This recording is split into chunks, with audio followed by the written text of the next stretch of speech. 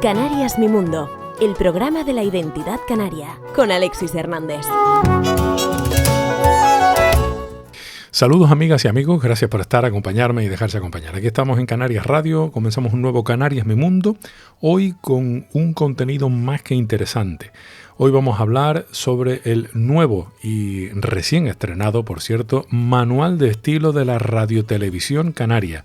Vamos a hablar con su autor, con don Humberto Hernández Hernández. Así que sin más, entramos en materia. Gracias por estar, gracias por acompañarme. Canarias Mi Mundo, con Alexis Hernández. Don Humberto Hernández es doctor en Filología Española y catedrático de la Universidad de La Laguna. Ejerce la docencia en esta institución y en sus líneas de investigación hay que destacar las que ha utilizado para centrarse, sobre todo en la lexicografía y en relaciones entre el español y los medios de comunicación y en cuestiones de enseñanza de la lengua, tanto como lengua materna como lengua extranjera. De hecho, su discurso de ingreso en la Academia Canaria de la Lengua, la cual preside, todo se ha dicho, versó en torno a norma lingüística y norma mediática en los medios de comunicación canarios.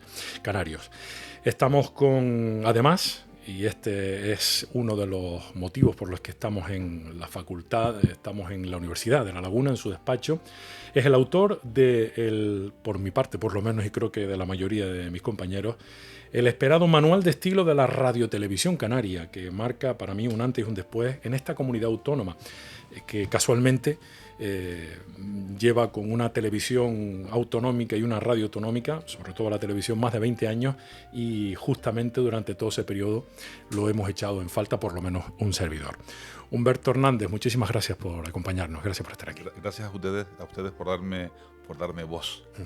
¿Por qué es tan importante, Humberto, un manual de estilo propio en un medio de comunicación como la televisión, la radiotelevisión autonómica de Canarias? Primero habría que aclarar el concepto de qué es un manual de estilo y para qué un manual de estilo, ¿no? En fin, el manual de estilo es un libro que recoge el conjunto de normas editoriales, éticas de una empresa, de una institución o de una redacción.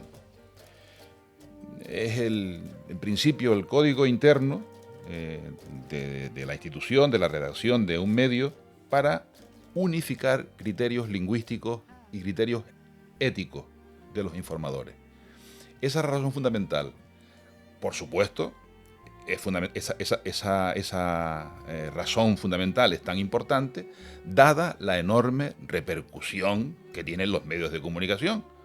En primer lugar, la repercusión e importancia en los medios de comunicación no son ni nada más ni nada menos que los responsables de hacer efectivo el derecho a la información, que es un derecho constitucional como puede ser el derecho a la educación o el derecho a la sanidad. Y ahí queda eso. Si además sumamos la enorme repercusión que tienen los medios de comunicación en la conformación de una norma lingüística, pues queda fuera de toda duda que es fundamental que un medio de comunicación, por estas dos razones, sociales y lingüísticas o sociolingüísticas, un buen medio de comunicación, un medio de comunicación responsable, posea el manual de estilo, que por otra parte viene a ser una especie de compromiso entre el medio y la ciudadanía y la audiencia, porque si la audiencia, que existe un manual de estilo al que deben atenerse todos los informadores, todos los profesionales que trabajan en este medio de comunicación, la audiencia puede pedirle explicaciones al medio. Oiga, que usted ha estado usando constantemente el vosotros cuando en el medio se le dice que lo normal en Canarias es el uso del ustedes, o ustedes están pronunciando las zetas en algunas palabras, las interdentales, y usted es canario, o o usted ha renunciado a usar el uso de la palabra fajana porque hasta ahora no estaba registrada en el diccionario de la academia, cuando el manual de estilo se le dice que sí puede usted utilizarla porque existe una Academia Canaria de la Lengua que tiene también cierta autoridad normativa. En fin, la audiencia puede pedirle ahora, siempre podría haberlo hecho, pero ahora con más razón, pedirle al medio de comunicación aclaraciones en torno al incumplimiento de las normas del manual de estilo. Normas que se supone además,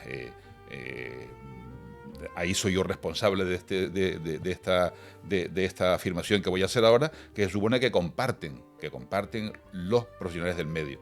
Porque este manual de estilo, que lo he elaborado yo, yo soy la persona responsable en última instancia, pero ha sido elaborado contando con la opinión de todos los profesionales, y no de ayer, ni de antes de ayer, ni de hace un mes, sino de hace muchos años. En este manual de estilo vengo trabajando yo hace ya un decenio, por lo menos. Sí, una cosa así, unos 10, 12 años. Sí, por lo menos. Sí, como mínimo, ¿no? Uh-huh. ¿Y por qué es fundamental, concretamente en una comunidad autónoma, o por qué creo yo, y me imagino que esto lo compartirá usted conmigo, por qué es fundamental en una comunidad autónoma como Canarias?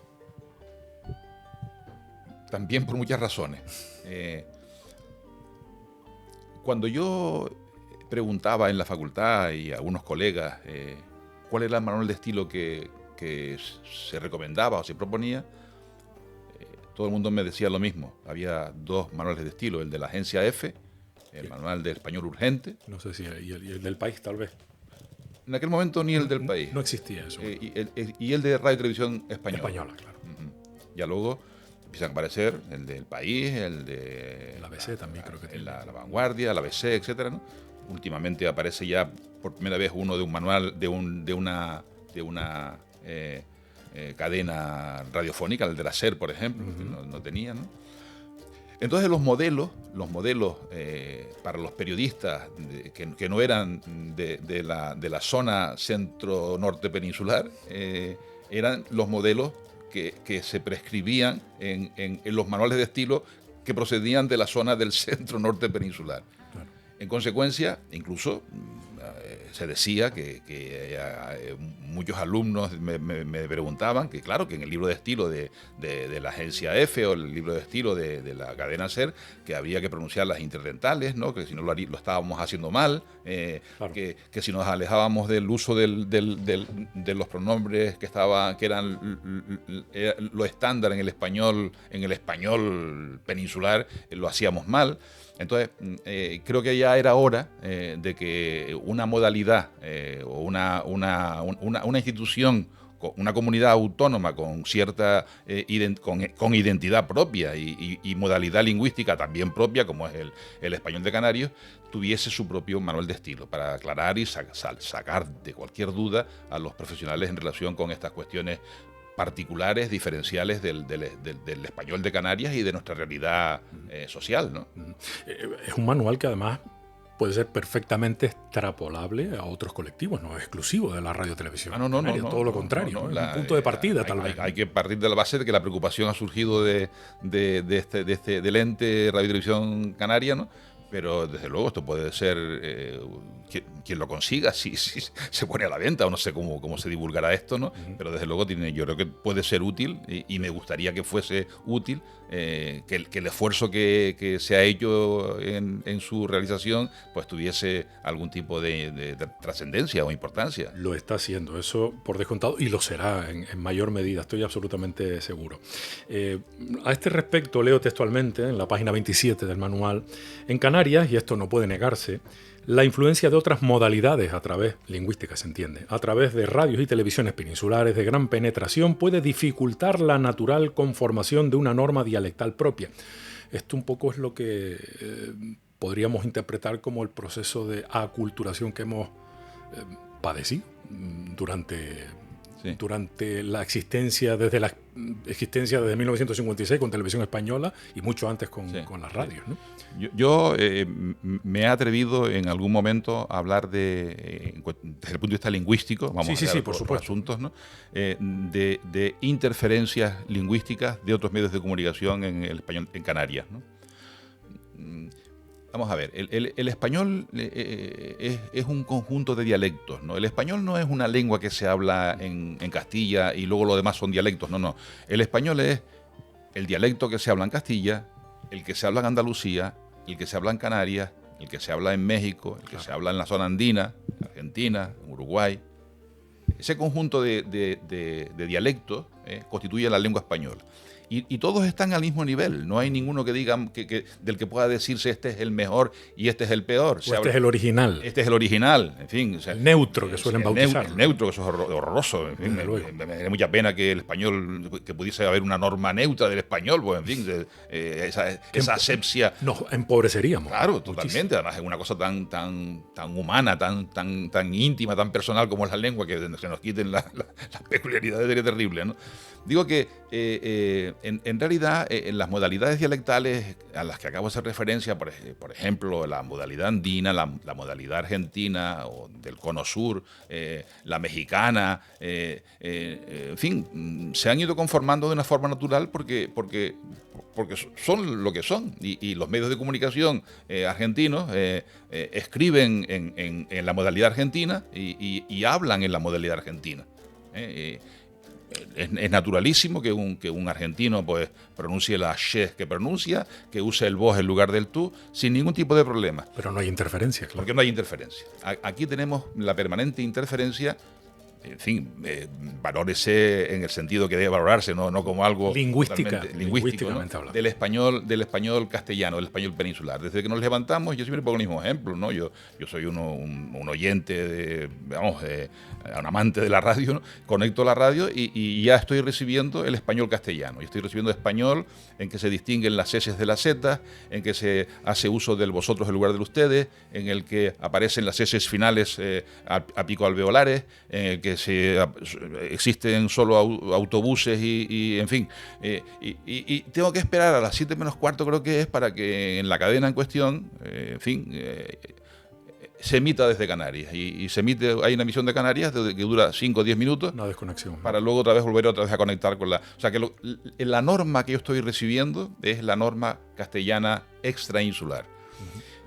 Si a eso le añadimos el hecho de que los hablantes le concedemos una privilegio, si quieren, especial a los medios de comunicación como los conformadores de una norma, estaremos entonces observando que existe un permanente enfrentamiento entre dos normas, entre la norma castellana y la norma canaria. El canario, por esa razón, se habla de la inseguridad del hablante canario. Yo no creo que sea inseguro, del complejo del hablante canario. Se es inseguro o se tiene complejo cuando uno enfrenta las dos normas. A ver, yo ahora estoy hablando en público, estoy dando una conferencia, en clase con mis alumnos. ¿Qué debo hacer? ¿Hacer como lo hacen los profesionales de la televisión o de la radio peninsular, o como lo suelo hacer yo espontáneamente, con ceseo, con yeísmo, con aspiración de ese? Entonces, se plantean esas dudas. Entonces el hablante que no tiene una formación lingüística sólida, se plantea constantemente si he de usar guagua o he de usar autobús, o si he de usar arveja o guisante, ¿no? En fin, este manual intenta que los profesionales de los medios canarios tengan la seguridad, la certeza de que la norma natural, espontánea, canaria, es una norma tan válida, tan legítima como cualquier norma, como la norma castellana, la norma argentina, la norma venezolana. Yo esto incluiría, Humberto, no sé qué le parece, el hecho de que si nosotros no cuidamos esa norma y nuestra modalidad, ¿quién lo va a hacer? Claro. Estamos condenados entonces a que se desvanezca, ¿no? Sí. Estamos condenados a que se desvanezca. Salvo lo que estamos haciendo. Que la protejamos y en fin. Y esto es curioso, ¿no? También es un sentimiento que puede hacernos pensar, ¿no? La globalización, la interferencia de la norma castellana puede hacer que la modalidad canaria desaparezca. Yo en principio creo que no. Yo no solo lo creo, sino más lo espero. Sí, creo que no, porque más fuerte que los sentimientos, que los deseos de uniformidad, de globalización, de aquellos que aspiran a una norma neutra del español, por ejemplo, en el caso de la lengua, ¿no? Yo creo que más fuertes son los deseos identitarios, de sentirnos identificados con lo nuestro. Eso es impepinable. Sin politiqueos ni nada. No estamos hablando de política. Es algo natural. Eso desde luego es una verdad como un templo. Además, no solo lo defiendo yo, lo han defendido insignes filólogos, ¿no? Fernando Lázaro lo repetía con frecuencia, ¿no? Y además se puede ejemplificar también de otra manera, ¿no? En el siglo XX, el siglo pasado, teníamos un ilustrísimo hispanista, filólogo, don Ramón Menéndez Pidal, ¿no? Que decía que, en fin, tanto preocuparnos con las modalidades dialectales cuando la influencia de los medios de comunicación, de la radio, televisión, iba a ir poquito a poco eliminando los rasgos dialectales y conformando una única modalidad universal del español. Por supuesto, en la que don Ramón pensaba era en la modalidad castellana, claro, que era la prototípica, que era la modélica, que era la única, vamos. Pues el tiempo no le ha dado la razón en esto, ¿no? Don Ramón, insisto, fue un grandísimo, uno de los grandes filólogos del español, pero en esto desde luego no estuvo muy acertado. Las normas no se han ido, al contrario, ¿no? A pesar de la interferencia de la norma castellana en Canarias, en el caso de la pronunciación, por ejemplo, cada vez se han ido acusando. Y no es que yo defienda que hay que acusar los rasgos, ¿no? Pero la propia evolución de la lengua ha ido a que se mantengan nuestras características. Yo no observo ningún retroceso en relación con el ceseo. Yo no veo que nadie quiera distinguir S de Z. Yo no observo que nadie intente pronunciar las S finales. Bueno, hay excepciones.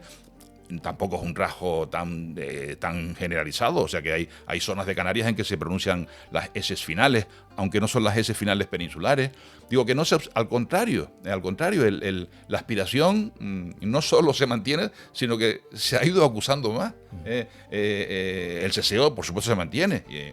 Incluso en el plano del léxico, yo no veo a ningún canario que prefieran llamar al gofio de millo, harina de maíz, en fin, tostada, ¿no? En absoluto, ¿no? Gofio de millo. La palabra millo está ahí vivita y coleando y nadie la rechaza. Como no la rechaza, nadie rechaza la palabra guagua o alongarse o tizo o en fin, o heito, ¿no? O sea que no veo yo esa pérdida lingüística que nos llevaría a una globalización o neutralización indeseada, desde mi punto de vista, porque culturalmente sería un empobrecimiento. Hombre, hay muchísimas palabras relacionadas con actividades agropecuarias, ¿no? Del campo, de la agricultura, de la ganadería. Jolines, qué pena que... Chico, pero es que eso no es un problema de globalización, eso es un problema de que la sociedad ha ido cambiando. Claro. Si en lugar de haber un arado hay un motocultor, no sé cómo se llama el aparato mecánico, ¿no? Pues la palabra arado no desaparece, pero sí las partes del arado que tenían nombres muy específicos cada una de ellas, ¿no? O sea que eran... Se perderán con el tiempo. Se perderán, claro. Porque se pierde el arado, ¿no? Como se pierde la peseta y aparece el euro, como se pierde, en fin. Hay también otras interferencias de las que deberíamos cuidarnos, y no solo en Canarias, ¿no? Pero bueno, hablamos de Canarias. Y son, pues, por ejemplo, los anglicismos. Esto sí que tiene que ver con este mundo globalizado, sí, de redes sociales en el que estamos conectados con cualquier parte del planeta, en la que otras normas y otros términos se imponen sobre los términos en español. Sí. Esto es un aspecto que también se destaca. Sí. De todos modos, voy a ser yo quizá el abogado del diablo de mi propio manual, ¿no? Pero no, eso lo digo por ahí. Sí, primero deberíamos aclarar que el purismo nunca fue una buena actitud en relación con la lengua, ¿no? Las lenguas no son sistemas simétricos puros, son impuros, mestizos. El español se ha ido conformando, sí, con una base latina, ¿no? Pero luego se introdujeron muchos elementos del árabe, como poner ejemplos aquí sería ahora del árabe, del francés, del catalán, del portugués, del inglés. En fin, del inglés. Entonces, el español es una especie de sistema semiótico perfecto, con una estructura perfecta, como todas las lenguas, ¿no? Pero con elementos de diferentes lenguas. Eso ocurre en español, y en todos los idiomas. Y ocurre en inglés y ocurre en francés. En inglés podemos encontrar, si aquí encontramos anglicismos, ellos encuentran allá hispanismo. Okay. Seguro. Vamos. Desde tortilla a casino, paella, en fin, hay tantas palabras que están en el inglés que son presentes del español, no tantas como del inglés al español por razones de tipo cultural, ¿no? Bien, teniendo en cuenta esto, no tenemos que adoptar una actitud de rechazo ante el anglicismo, hacia el extranjerismo. No. Lo que tenemos que hacer es valorar si ese anglicismo que empieza a utilizarse, debemos mantenerlo, debemos darle, en los medios de comunicación, debemos darle cancha para que el anglicismo progrese, o decir, oye, perdona, pero no. Vamos al lugar, estamos usando, qué sé yo, el anglicismo share. ¿Por qué no decir audiencia o cuota de audiencia? Cuota de audiencia. Pues cuota de audiencia. Pues de esa manera estaremos rechazando ese anglicismo que es innecesario.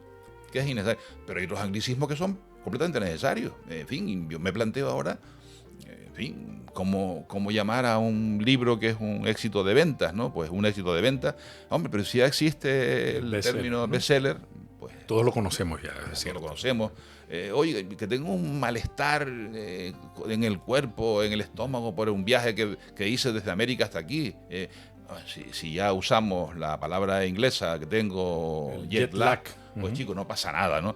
Eso sí, podemos tampoco rechazar así, sino buscar la alternativa al término inglés que se nos quiere colar por esnobismo. Y estoy usando una palabra inglesa, esnobismo, por esnobismo, podemos rechazarlo siempre y cuando tengamos un sustituto en español. Vale. Pero no por sistema, ¿no? Hay muchas palabras inglesas o francesas o en fin, o turcas, ¿no? Que nos entran porque se ha puesto de moda un deporte, una actividad o una religión foránea, ¿no? Entonces, en ese caso lo que sí tenemos que hacer es adaptarlas, ¿no? Adaptarlas y no adoptar una actitud, si quieren, casi de servilismo ante aquello, ¿no?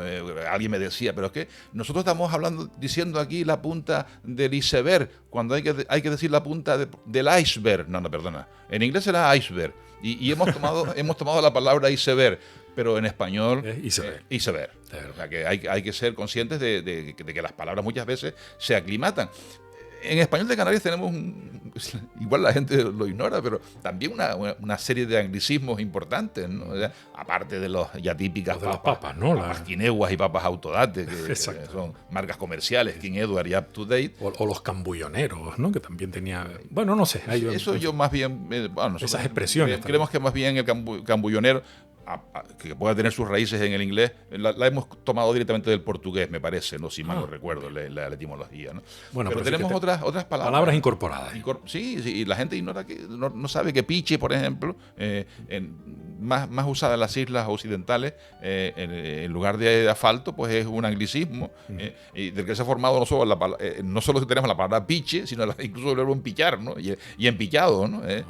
En fin, y tenemos la chercha, que es el cementerio en donde todavía una chercha en zonas turísticas como el Puerto de la Cruz, por ejemplo, ¿no? Donde enterraban sus muertos los ingleses, la religión anglicana, ¿no? Pues es un anglicismo de church, claro, y en fin, y en Las Palmas todavía, en zonas de Las Palmas se habla del naife, como cuchillo, naife, otro anglicismo clarísimo, ¿no? Tenemos anglicismos también incorporados y además con historia. Con tanta historia que la gente ignora que el queque también sea un anglicismo. Por ejemplo, sí, por lo del cake, supongo. Claro, exactamente. ¿No? Sí. Aunque yo soy más de bizcochón, depende. Esa es otra cuestión. Esa es otra cuestión. ¿Es lo mismo o no es lo mismo? Esa es otra cuestión importantísima, ¿no? A veces la incorporación de una palabra de otra lengua o de otra modalidad lingüística es positiva para nuestro dialecto porque lo enriquece.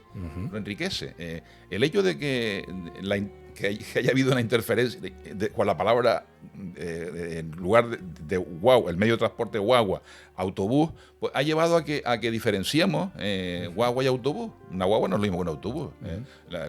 El autobús es el de los turistas, ¿no? Sí. La guagua es la del servicio regular. Sí. Bien, estamos introduciendo una matización, con lo cual estamos enriqueciendo nuestro léxico. Tenemos guagua y tenemos... Guagua es un canarismo, sí, y autobús también es una palabra no es un canarismo, pero es una palabra del español de Canarias, no lo podemos negar, ¿no?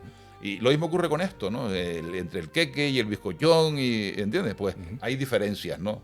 A veces uno preferiría que fuesen generalizadas en todo el archipiélago, pero no son generalizadas, ¿no? Pero sí, para unos el bizcochón es el redondo, el que solo está hecho con harina, huevos y leche, y para otros es el que tiene harina, huevos y leche, y además le ponemos algunas pasas y algún fruto seco, ¿entiendes? O sea que hay distinciones entre bizcochón y queque según la composición de la masa en la que se ha hecho, e incluso para muchos la forma, si es circular o es piramidal, en fin, sí, etcétera.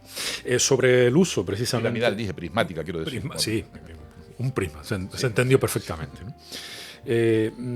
Volviendo a la referencia del manual de estilo de Radio Televisión Canaria, destaco un punto que me parece importante. Leo textualmente dentro del apartado 4, compromisos de los profesionales de Radio Televisión Canaria. El periodista de Radio Televisión Canaria promoverá la difusión y el mantenimiento de una norma lingüística culta del español de Canarias y evitará esos vulgares y cualesquiera otros que se sientan con formas poco valoradas de la modalidad del español en Canarias o de Canarias. No hará comentarios del tipo, y aquí es donde está el quid de la cuestión, como dice el mago, o para decirlo en canario, o como decimos en las islas, como decimos en mi pueblo, u otras expresiones similares. Hay que distinguir dentro de la modalidad canaria que debemos potenciar la modalidad ajena a este tipo de valoraciones y sobre todo que esté más cercano a la modalidad culta que a la que esté cargada de vulgarismo, ¿no? Sí. Esto es fundamental porque podemos estarnos equivocando incluso. Claro. Existe la creencia, el tópico de que para hablar en canario, en nuestra modalidad, el primer tópico es este, ¿no? Para hablar en canario hay que usar guanchismo, voces prehispánicas, O sea que tú, si no dices goro, baifo, jaira y, en fin, no hablas en canario. Y luego la segunda consideración es que para hablar en canario hay que usar siempre canarismos. No, son dos tópicos, como tales tópicos, son ideas que son falsas, ¿no? Canarismos son los guanchismos, son goro, baifo y jaira, pero también son canarismos los portuguesismos, alongarse, cambado y totizo, y son portuguesismos los muchos americanismos que tenemos, y son canarismos los muchos, en fin, voces del español peninsular, andalucismos que hemos heredado, afrecho o cigarrón, o cosas por el estilo. Todos esos son canarismos, ¿no? Pero bueno, esos canarismos, esas voces que son particulares del español de Canarias, constituyen un porcentaje bastante reducido de la totalidad del español de Canarias. Tan reducido que apenas supone, en un contexto normal, apenas, hablando normalmente, apenas supone, no sé si llega a un 1%. O sea que... ¿Un 1? Sí, si acaso. Vaya. Yo he hecho la prueba hablando de estos asuntos con alumnos de secundaria y bachillerato y que creían que en realidad el uso del español de Canarias era meter canarismos por doquier, por todos lados, ¿no? Utilizando literatura Canarias, indudable, ¿no? ¿Cuál es la novela prototípica de Canarias? Pues la de Rafaela Rosarena, Mararía, ¿no? Pues si leemos Mararía, vamos a poner un ejemplo, vamos a no salirnos del primer capítulo, un capítulo que puede tener 2, 3.000, 4.000 palabras, pues en fin, van a aparecer 1, 2, 3, 4, 5, 6 canarismos. Si mal no recuerdo, Pedro el Heito, la palabra Heito, pero en un nombre propio, Pedro el Heito, el lomo del Guirre es un canarismo, pero también un nombre propio. Sí, uno observa que se prefiere a lo mejor cachimba en lugar de pipa, pero las dos son del español general. O guiar en lugar de conducir, pero las dos son del español general. O sea que ciertas preferencias, pero no necesariamente hay que entender que el español de Canarias está caracterizado por la presencia de elementos léxicos que son exclusivos del español de Canarias. No, eso no es así, ¿no? Los tenemos y sabemos que los podemos utilizar. Además hay que saber que esos elementos léxicos del español de Canarias, como el resto de las palabras del español, pueden pertenecer a diferentes niveles socioculturales, pueden ser propios de diferentes situaciones comunicativas. Del mismo modo que uno, hablando español general, es capaz de decir, bueno, ¿qué digo aquí? Can, perro, chucho, o sea, elige una posibilidad de entre las muchas que la lengua le ofrece, de acuerdo con la situación comunicativa. Yo no voy a decir ahora que me mordió un can, pero sí puedo escribir que había muchos canes en aquella, porque la situación comunicativa aquella es más formal. Pues lo mismo ocurre con el español de Canarias. Hay palabras del español de Canarias que son normales, estándares en cualquier situación comunicativa. Yo no voy a estar preocupándome en buscar alternativas a millo, ni a gofio, ni a guagua, ni a empatar, ni a endulzar, que también son canarismos, ¿no? En absoluto. Pero sí me plantearía si puedo utilizar el canarismo ajecho, hacer una cosa, una palabra muy frecuente en labores agrícolas, lo hice ajecho, o sorribar, me lo plantearía, una sorriba a lo mejor, o tengo un guineo, perdón, esto es un guineo y tengo un gilorio, que también son canarismos, pero son más propias de situaciones comunicativas, coloquiales, familiares, e incluso hay canarismos que son vulgares, como los hay en español general. Claro. Y la gente no entiende que esos canarismos puedan ser insultantes, como ocurrió últimamente, que alguien llamó a otro boyaboba y le dijo, no, perdona, pero es que eso es un canarismo, sí, es un canarismo, pero insultante, ¿no? Claro, es un insulto. O sea hay que tener cuidado con eso, ¿no? Del mismo modo que las palabras en el español general están perfectamente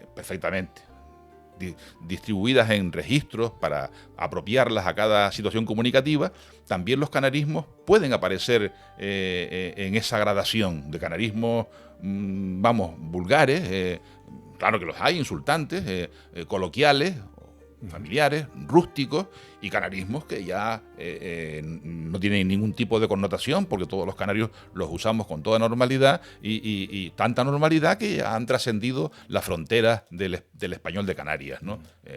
Si se hace gofio en Venezuela, ahí se seguirá llamando gofio, ¿no? Y si se planta un tajinaste en la China, aquello será siendo tajinaste, ¿no?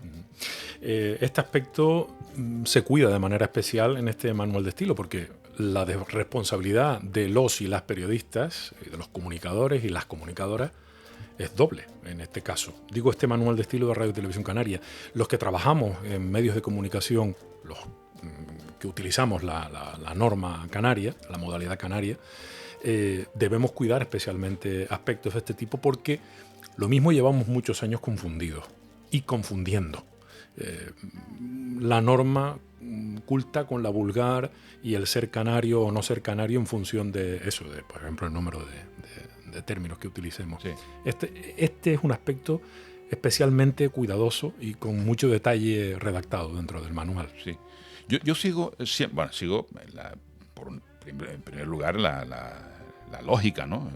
Aquí no hay nada artificial, ¿no? La lógica y mi formación filológica, ¿no?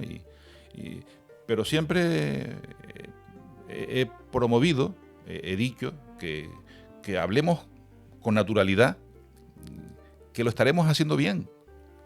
Lo haremos mal cuando a cada paso que demos lingüísticamente hablando, nos planteemos si lo estaré haciendo bien o mal. ¿Estaré pronunciando bien la S final? No, vamos a hacerlo de entrada con naturalidad y ya verán que lo hacemos bien. Yo creo que cualquier persona canaria, ¿no? o andaluza o argentina, hablando con naturalidad, como habla con sus amigos, lo hará igualmente bien. O sea que no. Eso sí, hay situaciones comunicativas en las que hay que pensar, ¿no? Si es de mayor trascendencia, o la lengua escrita, ¿no? O sea que un amigo, ya puedo decir que es un buen amigo y un gran escritor colombiano, Héctor Abad Faciolince, uno de sus artículos magníficos, que se llama En Román Paladino, digo el título porque te recomiendo el artículo porque es magnífico y se puede encontrar por internet, dice que hablar es como el baile, ¿no? Como el baile, ¿no? Uno baila bien si lo hace de forma... Desde el momento en que uno empieza a pensar, si ahora doy un paso a la izquierda y otro para la derecha, ¿tal? Ya se le fastidia el caminado, ¿no? Perdón, no, él dice que sí, que hablar es como caminar. Sí. Vale. Mientras que escribir es como bailar. Vale. O como la danza, ¿no? Y hay que pensar lo que se hace, ¿no? Pues bien, yo siempre sugiero y recomiendo a los canarios que actuemos con la naturalidad que siempre nos ha caracterizado, que seamos seseantes, que hagamos uso del ustedes en lugar de vosotros y que la guagua sigue siendo guagua como lo hacen. Tenemos magníficos canarios, mientras que en otra época eso era insólito, ¿no? Ya hoy tenemos magníficos exponentes del español de Canarias en medios de comunicación fuera del archipiélago, ¿no? Bueno, con esto, bueno, no sé si podría dar nombres o debería dar nombres, pero bueno, no, claro, ahí tenemos a contertulios magníficos en las televisiones nacionales, ¿no? Como que puede ser Juan Cruz, que habla español canario sin ningún tipo de problema.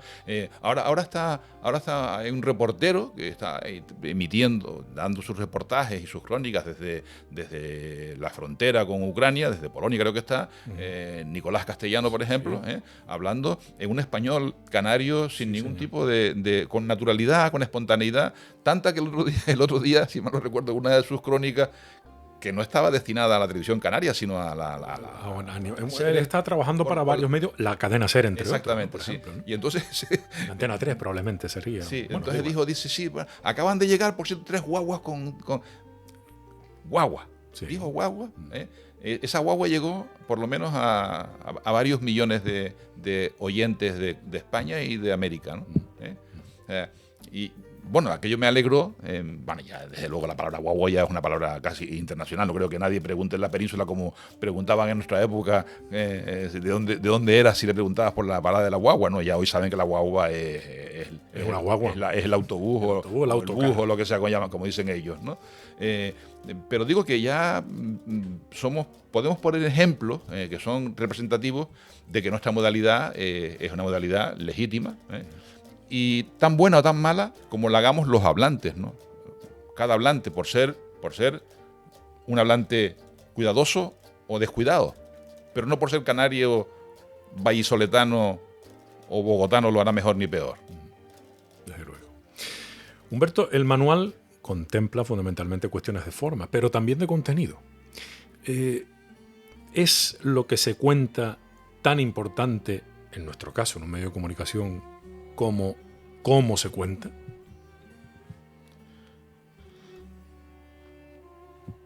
Vamos, en fin, esto igual puede ser un prejuicio lingüístico, ¿no? Nosotros desde que empezamos a estudiar la lengua, ¿no? Pues acudimos al padre de la lingüística moderna, Saussure, ¿no? Como usted también conocerá, ¿no? Y sabemos que todo el signo lingüístico está formado por una expresión y un contenido, ¿no?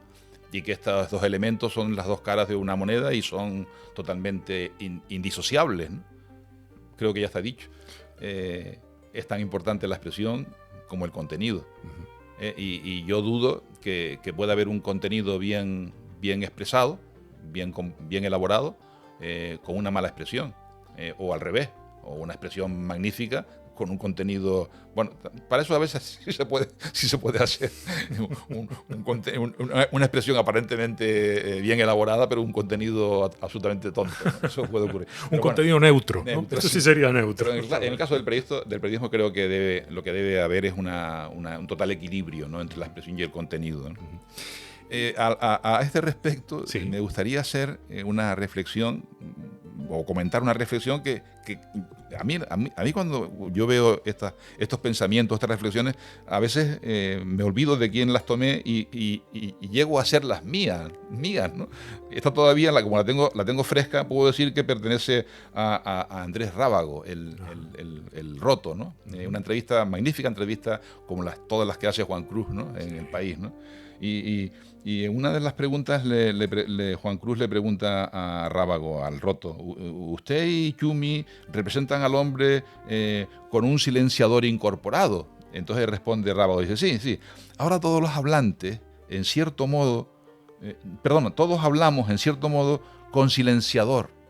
Dice: matizamos lo que decimos por temor a herir, por miedo a la repercusión o al uso torticero que puedan hacer otros. Y esta reflexión me parece magnífica. Debemos cuidar lo que decimos, pero no debemos ocultar lo que queremos decir. Es magnífico. Sí. Me parece magnífica, sí. Muy apropiada, muy con el tiempo, ¿no? Sí, muy con el tiempo. Que estamos, ¿no? Sí, muy con el tiempo y muy en relación con algo que está también muy en boga, que es el uso del lenguaje políticamente correcto, ¿no? ¿Se refiere al inclusivo? No, en general. Políticamente correcto. correcto. Que es un poco más allá. Al uso de eufemismos, al uso de ciertos elementos o ciertas peculiaridades que parece que son lo único que caracteriza el lenguaje inclusivo, como es la expresión de los dos géneros, que sí, que está bien, pero hay otras muchísimas cosas de mayor calado que hacen que el lenguaje pueda ser excluyente, ¿no? En este sentido, ¿cómo deberíamos plantearnos ante la inminente comunicación de una noticia, por ejemplo, en Radio y Televisión Canaria? ¿Cuál sería la sugerencia? ¿Cuál sería la norma a seguir respecto? ¿Cuál es este planteamiento de ser hablante con silenciador, ¿no? ¿Cómo debemos afrontar eso desde el punto de vista periodístico en este siglo XXI y concretamente en este momento en el que nos encontramos? Hablar, usar la lengua decía Nebrija, es un negocio de particular juicio. Es algo, no es cualquier cosa, ¿no? Entonces hay que planteárselo con mucha responsabilidad. Una vez oí una conferencia de Manuel Vicent, ejemplo fantástico, indudable, ¿no? Y él decía esto, ¿no? Si los periodistas se detuvieran un minuto o segundos a pensar lo que van a escribir o lo que van a decir, pasarían inmediatamente de la categoría de periodistas a la de escritores. Esa cita está en el manual. Lo tengo en el manual. Sí, está en el manual. O lo que la fantástica de García Márquez, ¿no? La mejor noticia no es la que se da primero, sino la que se da mejor. Yo creo que estos dos preceptos, ¿no? de Vicent y García Márquez deberían ser los preceptos que tuviese siempre presente el periodista en el momento de emitir su mensaje, ¿no? Pero lo cierto, Humberto, es que nos han abocado... La premura, la rapidez... No me refería a eso, me refería a que nos han abocado a casi tener miedo. Ya. A la hora de expresar, sí. No opinión, porque los periodistas no deben, en principio no tienen por qué opinar, pero sí a la hora de contar algo, independientemente del calado y la importancia que pueda tener. A veces los que tenemos un micro delante o una cámara, o ambas cosas evidentemente, llegamos a experimentar en este momento casi la sensación de miedo, no a equivocarte, sino a ofender o a ser enjuiciado por un colectivo determinado, porque tú inconscientemente, no sé, yo creo que eso es contraproducente. Y a esto le incorporamos lo de el lenguaje inclusivo. Sí. Se hace difícil comunicar con tanto precinto. Sí, es difícil, claro. Pero yo en este caso también propongo al periodista, al emisor del mensaje, actuar con naturalidad. Con espontaneidad. Pero reflexionando esos segundos que indicaba Vicente. Sí, por supuesto.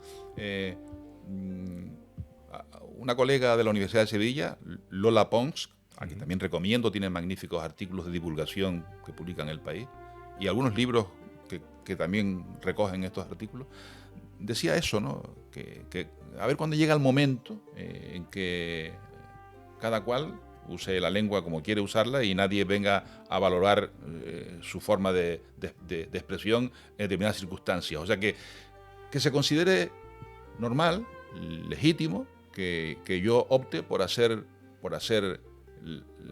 la doble expresión de la condición sexual de una persona, hablar de los alumnos y las alumnas, de los profesores y los profesores, pero que también que se acepte a aquellas personas que siguen entendiendo que existe un masculino genérico y que los alumnos y los profesores, pues incluyen también a las alumnas y a las profesoras en muchas situaciones comunicativas. Es lo que yo defiendo. Si la situación comunicativa no da lugar a que el resultado sea excluyente, la descodificación del mensaje, pues yo entiendo que debe usarse por una simple razón de estilística, si quieres, o algunos dicen de economía lingüística que no, más bien es estilística. Yo digo que yo usaría el masculino genérico. Antes estaba usted presente cuando llegó alguien preguntándome por la sala de junta y yo le dije, no, esta es la sala de profesores. Y ahí pone sala de profesores. No se me ocurrió en ningún momento preguntarle o decirle, no, esta es la sala de profesores y profesoras. No. Yo di por hecho que diciéndole sala de profesores, que es como aparece todavía en el rótulo, se entiende que esa sala, en esa sala pueden entrar y salir y ocupar los compañeros y las compañeras de la facultad. Ahora, un poquito más arriba, siguiendo por el pasillo, llegamos a 2 habitaciones a los servicios. Ahí sí se pone por fuera servicio de profesores y servicio de profesoras. Ahí sí es completamente necesario hacer explícito el género de ese sustantivo. ¿Por qué razón? Hombre, porque ahí es verdad que, por razones obvias, ahí sí es verdad que es imprescindible que el profesor sepa, el varón sepa dónde entrar y la mujer también sepa dónde entrar. Pero en el caso o sea que yo, en este sentido, creo que no se puede dar una norma. No propongo ahí una norma rotunda, absoluta, taxativa. No, en absoluto, nunca doy, no me gustan los dogmatismos, ¿no?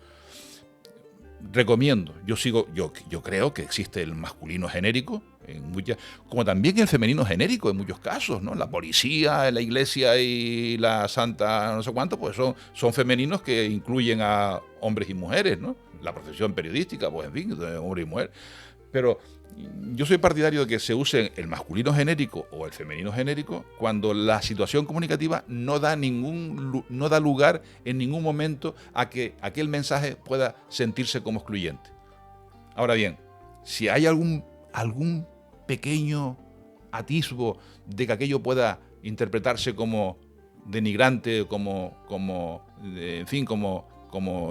excluyente, entonces lógicamente ahí sí recomiendo que se hable de los dos géneros, ¿no? Los médicos y las médicas son personas responsables y los limpiadores y las limpiadoras también, y los enfermeros y las enfermeras. No decir los médicos, las limpiadoras y los celadores, ¿no? Unos en masculino, otros en... No, en esos casos hay que darles visibilidad perfectamente a los hombres y a las mujeres, porque ambos realizan esa profesión. No hay que privilegiar el masculino o el femenino. Y puse este ejemplo porque es un ejemplo que oí recientemente, ¿no? Se hace referencia a todo el personal sanitario, pero los médicos son masculinos, las enfermeras en femenino, las limpiadoras en femenino y los celadores, por ejemplo. Los celadores en masculino. No, perdón, no. Yo voy al hospital y me encuentro con médicos y con médicas y con enfermeros y enfermeras y con celadores y celadoras, o sea que... ¿Y qué hacemos frente a esa imposición del uso debidamente del neutro? El chicas, chicos, chiques. Oh, por Dios, no, bueno, iba a decir por Dios, pero no, retiro, no quiero... No metemos a la iglesia. No, ni la iglesia ni mi opinión particular, no, yo no lo veo, yo no veo... Bueno, le pregunto por su opinión como experto. Sí. La pregunta está bien formulada porque me dice qué pienso de esa imposición.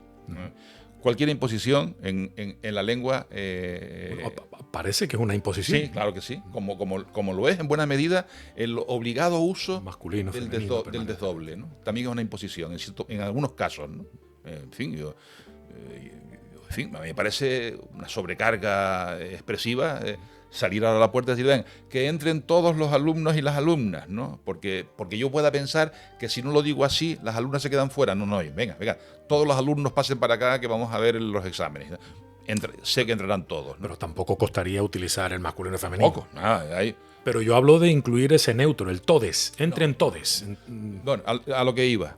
Yo digo, creo que... A lo mejor alguien se puede sentir ofendido si no lo... Cualquier imposición en la lengua no es buena. Iba a decir nefasta, no, pero no es buena. Las novedades que se introduzcan, que aparezcan, deben partir de los propios hablantes. Claro. No de un grupo, un sindicato o un partido político, no, de los hablantes. Cuando todos los hablantes decidimos que tal o cual palabra hay que incluirla, entonces la palabra hay que utilizarla, la palabra se utiliza con total normalidad. Ahora bien, si se impone, se rechaza. Yo siempre, en estos casos, cuando hablo de estas cuestiones, propongo estas dos recomendaciones, ¿no? Que la propuesta venga desde abajo y que la propuesta que se haga sea una propuesta fácil de llevar a cabo. Hay propuestas que son, usted dice, bueno, pues, que bien, es lógica, pero es difícil de aplicar. Y si vienen desde arriba, peor. Esta parece que viene desde arriba, ¿eh? Parece, ¿no? No, claro, el hecho... No tengo los datos para corroborarlo, pero claro, el simple yo lo escuché por primera vez a un ministro, una ministra en este caso. El simple hecho de que a uno de entrada le rechine, ya parece una imposición. Por ejemplo, se ha puesto el grito en el cielo cuando alguien ha hablado de las miembras y las portavozas, ¿no? Ajá. Yo no pongo el grito en el cielo por las miembras y las portavozas. No, es que la palabra... Decir portavoza es una estupidez porque ya la palabra voz es femenina y portavoz es un... Bien, portavoz puede ser un nombre, un sustantivo que tiene los dos géneros, el portavoz y la portavoz. Pero tampoco ocurre nada si la palabra se feminiza y se dice la portavoza, no ocurre nada. Si todos los hablantes llegáramos al acuerdo, que estos acuerdos se producen sin darnos cuenta de que el femenino de portavoz es portavoza, yo lo aceptaría sin aplicar ningún análisis lingüístico a ese femenino que se acaba de hacer. Lo mismo que con miembra. Es de miembro, pues bien. Ahora bien, lo que yo no admito es que de arriba se me diga, no. Hay que decir ahora miembra. A partir de ahora miembra. No, perdón, a partir de ahora no. A partir de ahora yo esperaré a ver qué piensan todos los hispanohablantes, ¿no? Que es como la lengua funciona. La gente cree que uno puede... cambiar la lengua y además cree que cambiando la lengua cambia la sociedad. No. Uno no puede cambiar la lengua. La lengua la cambiamos entre todos. Es la institución más democrática que existe. Y cuando toda la institución decide que aquello es un murciélago y no un murciégalo, que es como tendría que haber sido, que esa es la forma etimológica, pues tenemos que aceptar que lo correcto es murciélago. Cuando toda la institución, todos los hablantes decidimos que hay que decir infraganti, por ejemplo, y no inflagranti, que es como era en latín, pues yo no tengo que estar poniéndole ahora objeciones a esa decisión en la que todos hemos convenido, ¿no? Mira, en latín será inflagranti, pero todos decimos infraganti. Desde luego. No hay ningún... Es lo que ocurrirá en el futuro, y ya me adelanto a hacer... No me gusta hacer predicciones en relación con la lengua, esto es muy atrevido, ¿no? Pero, por ejemplo, siguiendo con el ejemplo del latín, hay una locución latina que se usa mucho, pues tiene grandes aplicaciones, que es la de motu proprio. Sí. Motu proprio, que me cuesta decirlo bien. Que nos cuesta decirlo bien. Decirlo bien, claro. Motu. Entonces, lo normal, en la palabra, la locución motu proprio, se suele, pues bien, adaptar al español y se dice motu propio. El propio latino, o incluso de motu propio, un disparate. Con el de delante. Con el de delante. Tantas cosas. Bien. Yo tengo la certeza de que dentro de un tiempo el motu propio o el de motu propio será el que se imponga y el propio se quedará en el olvido, ¿no? Lo mismo que ha ocurrido con Infraganti va a ocurrir con motu propio, con toda seguridad. Humberto, es cierto que todo parte de abajo y en el mundo de la comunicación de la lengua es así, no puede ser de otra manera, ¿no? Pero desde el punto de vista académico, ¿qué importancia se le da dentro de este manual y dentro del criterio a la hora de realizarlo a la oralidad? Pues bueno, estamos hablando de un medio de comunicación, estamos hablando de un medio en el que lo oral tiene un peso específico muy importante, ¿no? Sí. ¿Qué papel juega la oralidad dentro de este manual de estilo? ¿Con qué baremos deberíamos calibrar precisamente nuestros mensajes, oralmente hablando? Si partimos de la base de que la lengua es un sistema semiótico de naturaleza fundamentalmente oral, a la oralidad hay que darle la máxima importancia. La máxima importancia. La lengua escrita no es ni más ni menos que un sustituto funcional de la lengua, que es la lengua hablada. En consecuencia, la oralidad es algo de una importancia, de una gran importancia, ¿no? Por cierto, aprovecho para reclamar, creo que no sé si en el próximo ley de educación se le va a dar importancia a este asunto, ¿no? Pero es la gran ausente en la enseñanza de la lengua en todos los centros, desde la primaria hasta la universidad. No se trabaja la oralidad, siendo, como digo, el canal fundamental de la expresión lingüística, ¿no? Si esto lo trasladamos a los medios de comunicación, pues que ya, en fin, no hay nada más que explicar. Eso sí, normalmente la lengua oral es más espontánea. En la comunicación oral, la verbal auditiva, existe un mayor, si quieres, descuido porque no hay interactividad, y si yo he dicho mal una palabra, el receptor puede pedir aclaración. ¿Cómo dijo? Bisemanal. ¿Pero qué? 2 veces a la semana, 1 vez cada 2 semanas. Entonces, el receptor puede pedir explicación. Ahora bien, si yo eso voy a escribirlo, tendré que afinar. Y tendré que decir con una frecuencia bisemanal, es decir, cada 2 semanas. Incluir la explicación. Incluir la explicación, porque bisemanal puede significar las 2 cosas. ¿Entiendes? Entonces, en la lengua escrita yo he hecho esa aclaración. Bien. Esto vamos a trasladarlo ahora a la oralidad en los medios de comunicación. ¿Por qué yo he hecho esa aclaración en la lengua escrita? Porque soy consciente de que la interactividad es difícil. Si yo lo escribo, el receptor no me va a pedir explicación en ese momento. Pues bien, esta ausencia de interactividad es la que también caracteriza a la oralidad en los medios de comunicación audiovisuales. Estamos usando la lengua oral, pero no podemos utilizarla con la misma espontaneidad con la que la estamos usando nosotros aquí y ahora, claro. Porque hay interactividad. El periodista que emite su mensaje, es una crónica, no va a disponer de la posibilidad de que el receptor le diga, oye, que usted dijo guau el guardaautobús, o que usted dijo bisemanal y no sabemos lo que es. No va. Entonces, ahí tiene que afinar de la misma manera que si estuviese escribiendo. Por eso yo en algún momento he dicho, y mucha gente se queda... En varios puntos lo menciona. Que efectivamente el buen periodista, en la mayor parte de los géneros periodísticos, debe ser consciente de que su texto, que va a ser oralizado, previamente debe ser escrito. Escrito, pero cuidado, yo no escribo de igual manera un texto que va a quedar escrito, que un texto que va a ser oralizado. Yo escribo un texto que va a ser oralizado con las mismas claves que el texto oral, efectivamente. Sí. Pero que dé la impresión de que aquello que estoy diciendo lo estoy verbalizando en ese momento, pero previamente lo he escrito. Esa es la norma general en los medios de comunicación, los buenos medios de comunicación. Yo no veo a ningún presentador, ningún periodista que emita su crónica sin un papel delante o sin el teleprompter, ¿no? Lo escribe previamente, ¿no? O debería escribirlo. Por lo menos toma sus notas, se hace su guión. Exactamente. Esto es fundamental.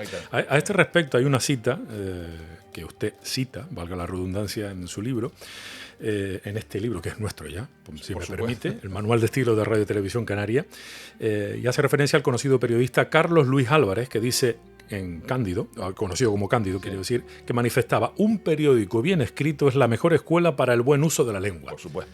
A esto le incorporo, dado el caso que nos ocupa, y una radiotelevisión es también, o debería ser, una buena escuela, tal vez una de las primeras escuelas para toda la población.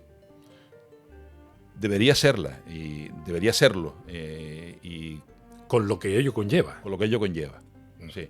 Con lo que ello conlleva. Porque, bueno, perdón que le interrumpa, porque serlo lo somos. Sí, claro. Lo podemos hacer bien, malo, bueno, regulares. Sí. Digo que en el caso de la Radiotelevisión Canaria, por ejemplo, que es una institución pública, no solo deben serlo por una razón de ética lingüística o ética periodística, sino por una razón incluso legal. La ley... Bueno, la ley justo en la que se fundamenta la creación de la televisión. La ley los obliga a ustedes a que sean efectivamente la mejor escuela para el uso. Yo no sé si para curarse en salud comienza el Manual de Estilo citándola precisamente, sí, ¿no? Un poco como el punto, bueno, como uno de los puntos de partida, ¿no? Que amparándonos en esta ley, pues bueno, le hemos dado forma. Claro, no, ustedes, en fin, esta ley lo... Por cierto, a este respecto, Humberto, ¿cuál ha sido la secuencia cronológica desde la idea concebida hasta ya tener impreso el manual? Había un trabajo ingente y muy importante y laborioso durante muchísimos años, decíamos, pero secuencialmente, cronológicamente, ¿cuáles han sido los pasos para llegar a tener esto publicado finalmente? En cuanto al contenido me refiero, evidentemente. En mi ejercicio profesional, siempre, lo mismo que en el caso de la lengua, siempre repito que el buen uso de la lengua es hacerlo de acuerdo o con la adecuación conveniente a cada situación comunicativa. Yo he procurado adecuarme a mi situación profesional en cada momento, ¿no? Yo di clases en la Facultad de Educación, formando maestros, ¿no?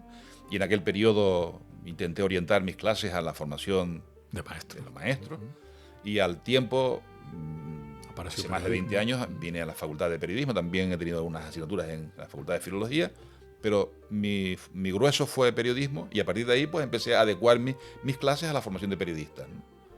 Por supuesto, mis apuntes no eran mis clases, mis apuntes sí, estoy lleno de apuntes, lógicamente. Yo siempre llevo apuntes, llevo notas, ¿no, que no leo, normalmente no leo, pero las llevo. O sea, en casa del herrero, cuchara de palo. Yo llevo muchos papeles y quienes han sido mis alumnos lo sabrán, lo que reparto por la mesa, porque... Bueno, ahora mismo tiene un montón de papeles. Sí, hay muchas citas que por responsabilidad debo leer, en fin, porque no son mías, ¿no? Y tengo que leerlas, ¿no?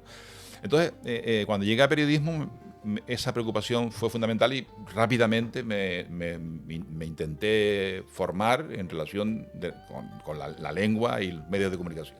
Y así lo fui haciendo poco a poco, ¿no? Y me fui haciendo un programa de lengua española y medios de comunicación, que es como se llama la asignatura que hasta ahora he impartido en el segundo curso de la carrera, ¿no?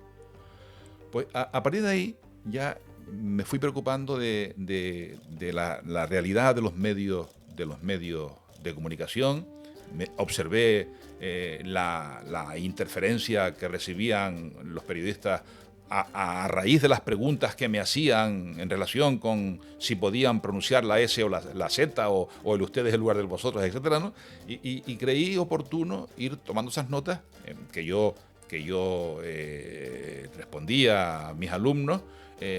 Las empecé a publicar en artículos periodísticos, que luego se publicó en notas lingüísticas.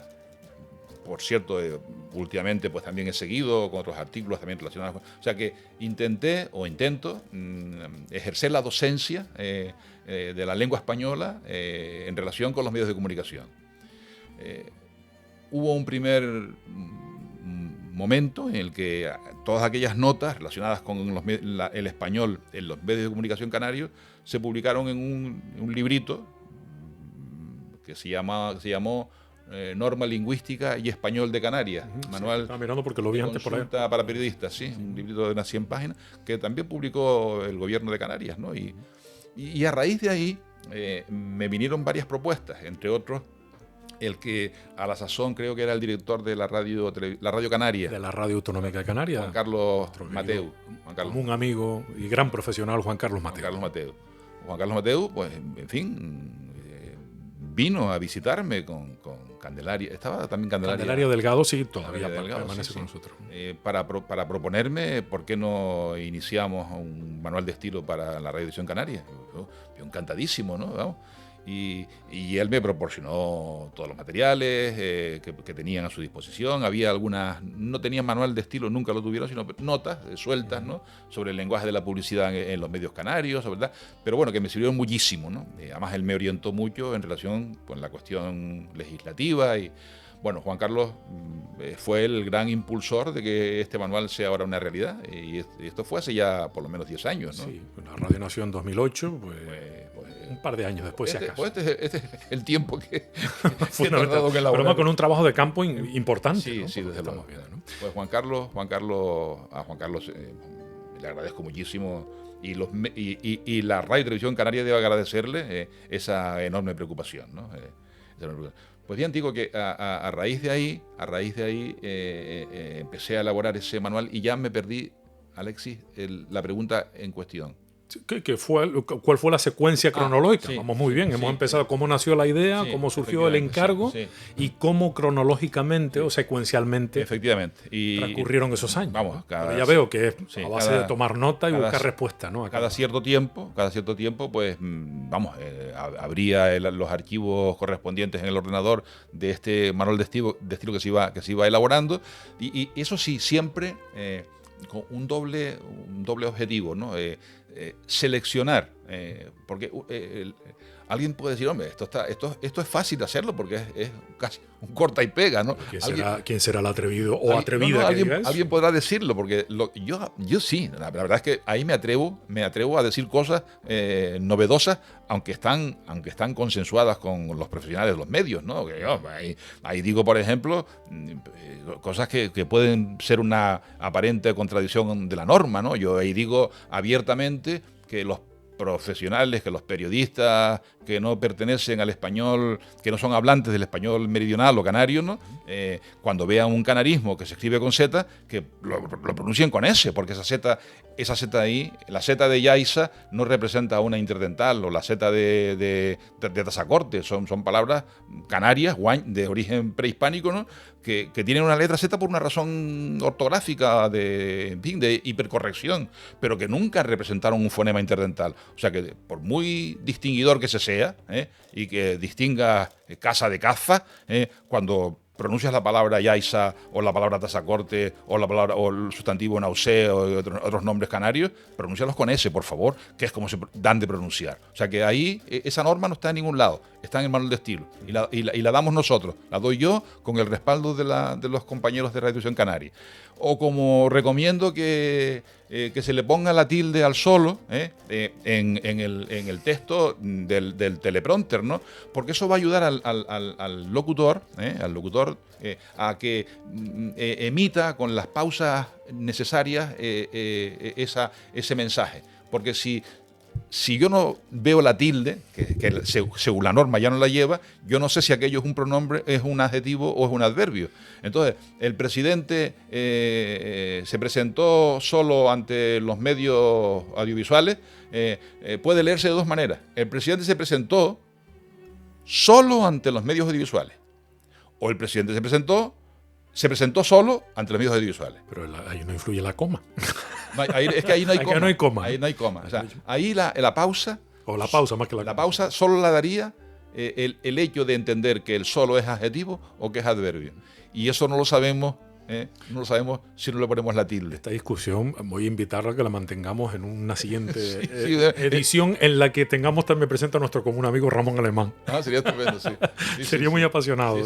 Pues, y vamos, esto puede parecer que estoy proponiendo desde luego lo que yo no recomendaría nunca, que la lengua escrita, que va a quedar escrita, se introdujese algo contrario a la norma ortográfica, que es la única, por otra parte, la única norma que merece un respeto absoluto, ¿no? Claro. Las otras normas, la norma del léxico, por ejemplo, incluso en algunos aspectos la gramática, pueden tener ciertas matizaciones, ¿no? Y yo puedo concluir que es muy legítimo el uso del ustedes van en lugar de vosotros vais, o que incluso también me atrevo a decir ahí que el infinitivo, el condicional de rumor puede ser legítimo dentro del periodismo. Condicional que la academia o la norma académica rechaza, ¿no? A estas alturas estarían reunidos los sindicatos con no sé cuánto. Pues bien, yo creo que está tan extendido ese condicional de rumor que seguir rechazándolo como algo anómalo dentro del español me parece, pues no, yo ahí me pongo del lado de los periodistas, vamos. O sea, digo que este manual que no es un simple corta y pega, ¿no? Sino que cada una de las cosas que yo he puesto ahí ha sido objeto de una... Si yo me hubiese limitado a cortar y pegar, el resultado hubiera sido esto, ¿no? Hubiera sido coger la ortografía de la academia, que tiene 700 páginas, coger la gramática que tiene otras 1000 y pico, y coger el diccionario que tiene 5000 y pegarlo todo. No. Entonces, ¿por qué no está la ortografía, no están esas 10.000 páginas ahí? Porque yo lo que he hecho es una selección de las cuestiones ortográficas, gramaticales y léxicas que yo he concluido, de acuerdo con mis consultas y mis trabajos, mis encuestas, ¿no? Que yo he concluido que son los principales problemas que suelen plantearse los profesionales de los medios de comunicación. O sea, ahí no doy un recetario de todas las normas ortográficas, no. Ahí hago una selección de cuáles son aquellas que pueden tener mayor dificultad de aplicación por parte de los periodistas o de cualquier usuario que no sea filólogo, ¿no? Entonces hago una selección. Novedoso, la parte ortológica de pronunciación. ¿Por qué? Porque no hay ninguna ortografía. La academia nunca se... En esta a lo mejor hay algunas cositas de ortología, de pronunciación, pero nunca se arriesgó a hablar de la norma del español general, porque no hay una única norma de pronunciación. Claro. Hay muchas. Entonces la academia ahí, para no cogerse las manos... No se mojó, ¿no? No se mojó.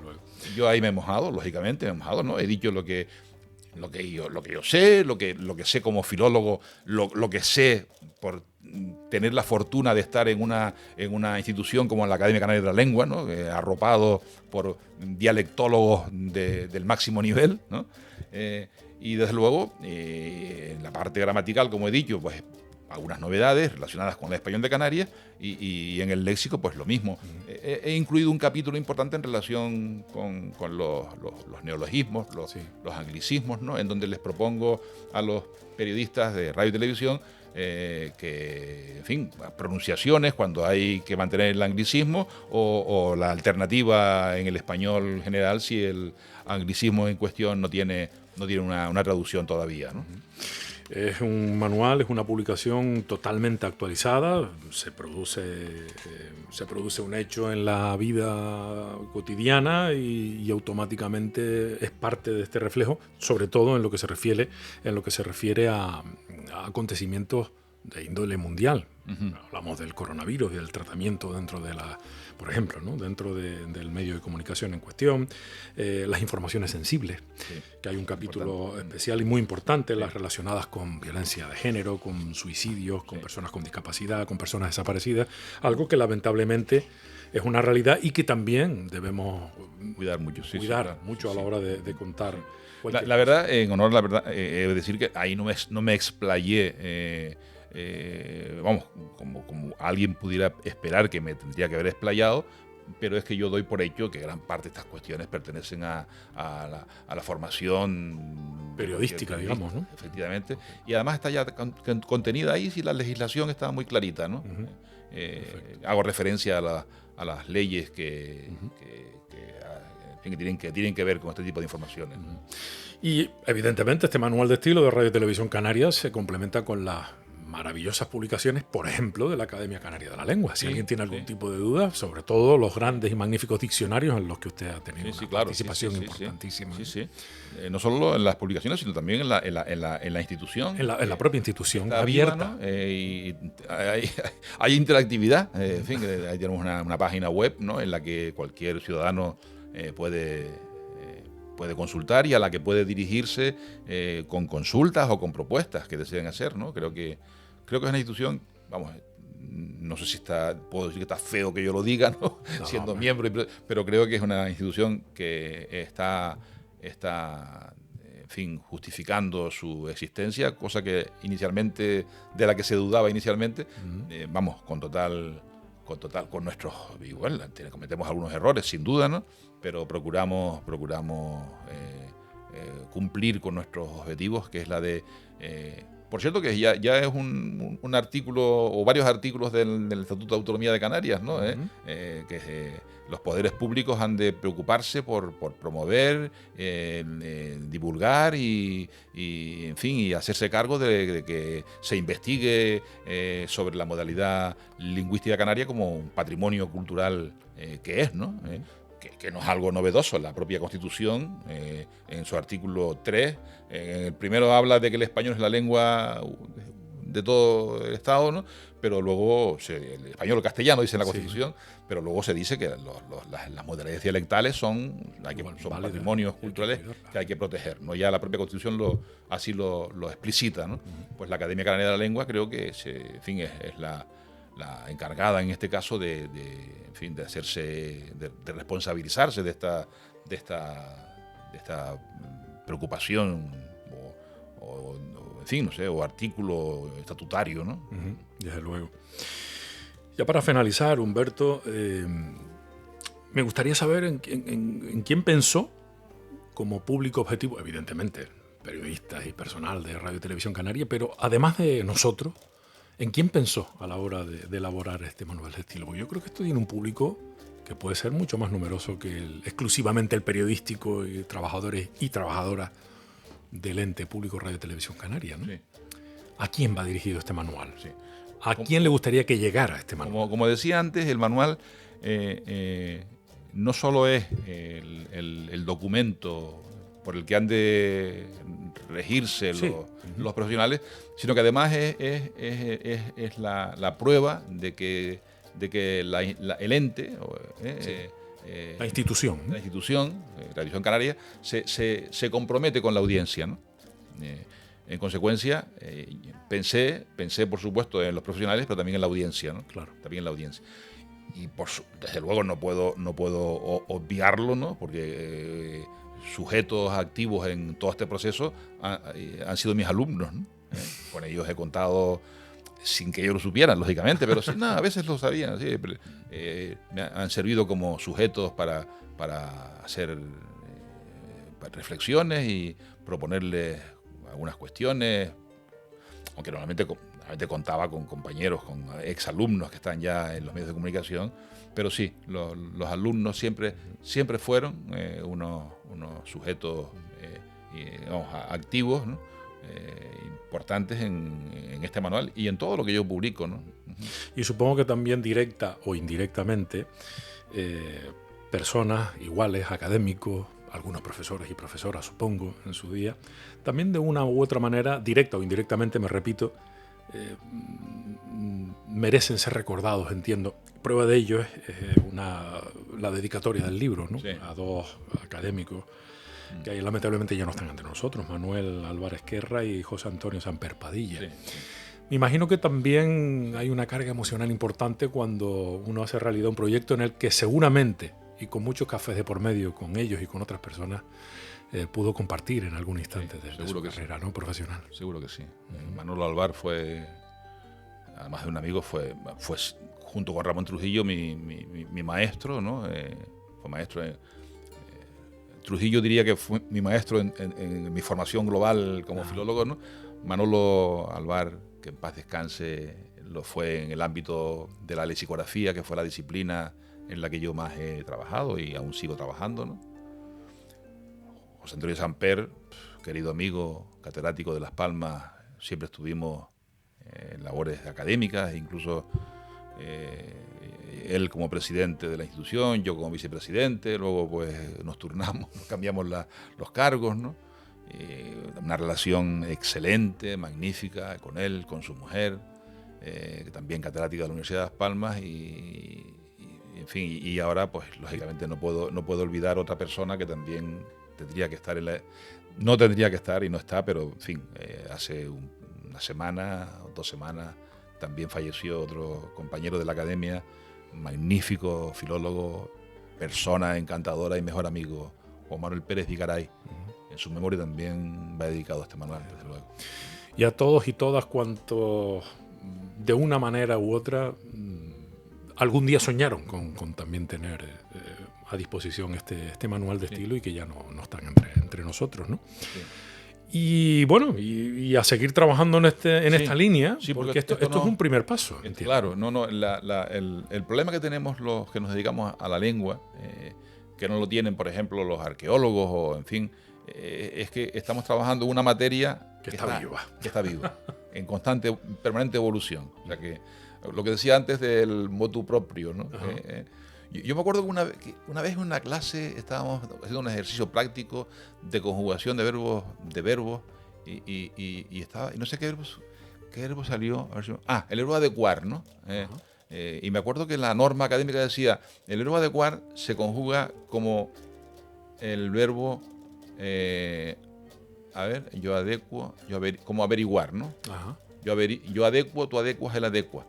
Entonces, por los alumnos que el profesor, yo adecuo. Y él, esto se adecua. Me dijo aquel alumno, no, yo digo yo adecuo, esto se adecua. Oye, pues es verdad. Entonces, reflexión sobre aquello, Se puede decir yo adecuo o yo adecuo. Esto se adecua, esto se adecua. Pero en aquel momento me acuerdo yo que la academia no daba ninguna opción. Si decías yo adecuo, lo estabas haciendo mal. O esto se adecua, hay que decir esto se adecua. Con el tiempo, aquella reflexión de clase que yo les dije, que como antes decía, no solo ser dogmático, les dije, bueno, ya verán cómo la academia rectifica, ¿no? Seguro que sí, ¿no? Entonces, pues ya... Bueno, no rectifica, se adapta. Se adapta. Entonces ya la academia propone como las dos conjugaciones del verbo adecuar, pues como averiguar o como actuar. Las dos son válidas, ¿no? Que es lo más sensato. Esta solución es buena porque en buena medida los manuales de estilo intentan normalizar o unificar estas dobles posibilidades que nos da la norma, ¿no? No sé si el caso de adecuar lo tengo registrado, pero en fin, pero si lo estuviese, yo hubiera tenido que optar por una recomendación y decirle a los periodistas, aunque se puede conjugar de las dos maneras, vamos a conjugarlo siempre como actuar, por ejemplo. Lo hubiera dicho, para unificar criterios. Esa es una de las funciones del manual de estilo. Unificar criterios y hacer que todos ustedes se sientan seguros cuando usan una construcción, una palabra, una conjugación verbal. Qué bueno. Digo que bueno porque necesitamos. Sí, da seguridad. Necesitamos esa puesta en común y esa unificación, ¿no? De criterio. Y termino, Humberto, con otra dedicatoria muy especial, ¿no?